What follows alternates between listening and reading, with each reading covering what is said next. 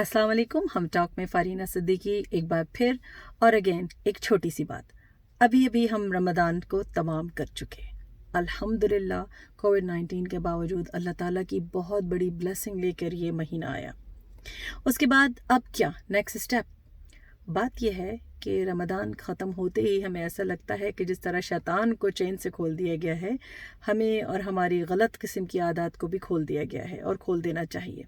नहीं, रमज़ान को ख़त्म करने के बाद, पूरे खुश असलूबी से मुकम्मल करने के बाद रमज़ान को प्रिज़र्व करना भी बहुत ज़रूरी है।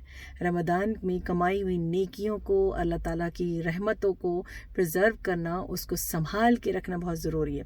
जिस तरह आपने सुना होगा ना कि हज करने के बाद अल्लाह ताला फरमाता है कि इंसान ऐसा पाक हो जाता है जैसे वो उसी वक्त का न्यू बॉर्न बेबी है। ठीक है, तो उसके बाद सबसे मुश्किल काम ये होता है कि आप अपने हज की हिफाजत करें। उसको, जो आपकी गलत कारियाँ धो दी गई हैं, उनको आप संभाल के बैठें ताकि दोबारा वो गुनाहों की लिस्ट जारी ना हो जाए। तो इसी तरह जब रमज़ान में अल्लाह सुब्हानहू तआला शैतान को चेन कर देते हैं, उसको जंजीरों से बांध दिया जाता है और सिर्फ आपके नफ्स का शैतान जो है वो कार फरमा होता है। उसके बाद जब रमज़ान पूरा हो जाता है, अल्लाह की रहमतें आपके ऊपर नाजिल हो जाती हैं। बहुत सारे लोग 5 वक्त नमाजी हो जाते हैं रमज़ान में, जो कि उसके पहले उनको तौफीक नहीं हुई होती। रमज़ान के रोज़े रख के हमारी आदत पड़ जाती है किस तरह अपने नफ्स का जिहाद करें। ठीक है ना। तो रमज़ान ख़त्म होते ही हम सोचते हैं कि नहीं, अब तो बिल्कुल सब ठीक है, अब तो कुछ और नहीं करना चाहिए। रमज़ान में इतनी तो इबादत कर ली, अब उसके बाद क्या करें? अब उसके बाद थोड़ा हल्ला गुल्ला करें, कुछ और करें, क्योंकि रमज़ान में तो जैसे हम चेन हुए हुए थे, शैतान नहीं, है ना। तो इसको बचा के रखना बहुत ज़रूरी है, इस आदत को बदलना बहुत ज़रूरी है।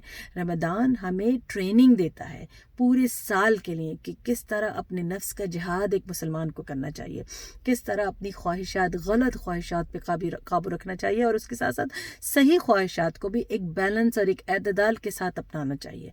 ठीक है ना।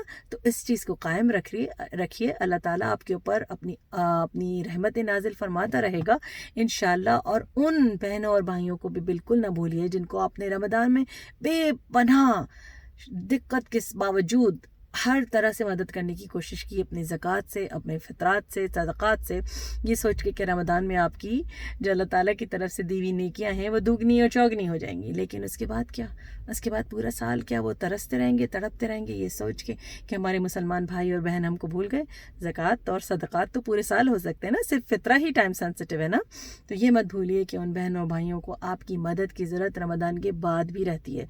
बहुत सारे लोग ऐसे हैं जो कमा नहीं सकते किसी भी रीज़न की वजह से, उनको कुछ न कुछ अपने माल में से मदद करते रहिए।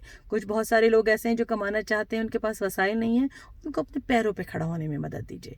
किसी भी तरह, किसी भी तंजीम से जुड़ जाइए या किसी भी तरीके से उनको आम प्राइवेट तरीके से मदद करने की कोशिश कीजिए। अल्हम्दुलिल्लाह पिछले 3 रमज़ान से हमने एक प्राइवेट सेटअप में शुरू किया पाकिस्तान हैदराबाद में कि हम रमज़ान ड्राइव करके लोगों को आपकी ज़कात और सदक़ात और खैरात से मदद करने की कोशिश करते हैं। और अब नेक्स्ट स्टेप में इंशाअल्लाह अज़ीज़ हम उनको अपने पैरों पे खड़ा होने में मदद करेंगे ताकि उनको स्मॉल लोन्स दे के उनको किसी न किसी तरह के रोज़गार के काबिल बनाया जाए। हमें अपनी दुआओं में याद रखिएगा। और इंशाअल्लाह अगर आप इस कार्य खैर में हिस्सा लेना चाहें और अपने मुस्लिम ब्रदर्स और सिस्टर्स को अपने पैरों पे खड़ा होने में, ताकि वो किसी के मोहताज ना हो, किसी से सदक़ात और खैरात ना लें बल्कि सदक़ात और खैरात देने वाले बने, अगर आप इस कार्य खैर में हिस्सा लेना चाहें तो प्लीज़ मुझे ज़रूर लिखिएगा contact@farinasiddiqui.ca और मैं इंतज़ार करूँगी आपकी मदद का, जिससे आप अल्लाह की खुशनुदी हासिल कर सकें। अस्सलामु अलैकुम व रहमतुल्लाहि व बरकातुहू।